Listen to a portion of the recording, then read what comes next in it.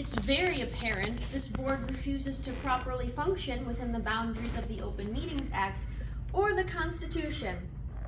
Based on your actions, you don't even know what your roles are. Superintendent Roberts is usurping the board president by running the meetings, colluding with your lawyer to create rules specifying those rules at these meetings, and preventing some board members from access to information. Mr. Roberts, you're only an advisor to this board. It's the board's job to run the meetings and create rules, not yours. This board is your boss. You need to stay in your own lane.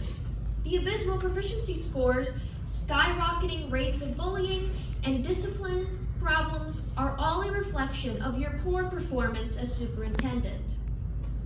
You're definitely not worth the almost $400,000 salary you're getting. Part of the problem might be how much time you spend posting on social media. I see you even made sure your posts were all on the front page of the school district's website.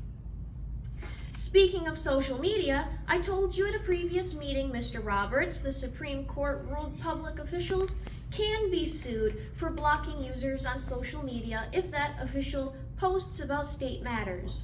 You still have people blocked from your Twitter account. It's obvious you think rules and laws don't apply to you.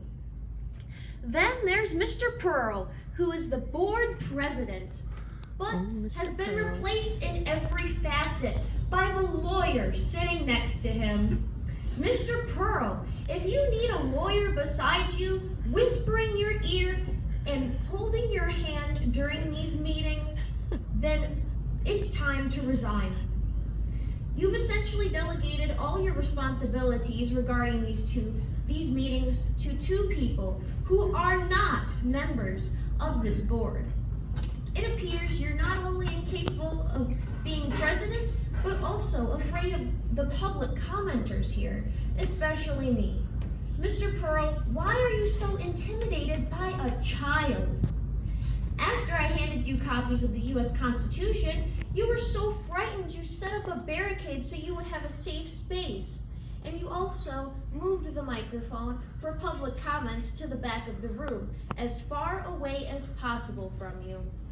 I also question the efficacy of this board's lawyers.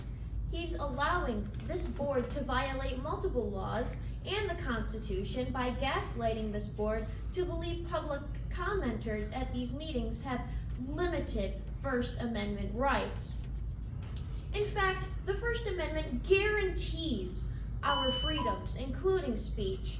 The Constitution was written to restrain the government, not to restrain the people.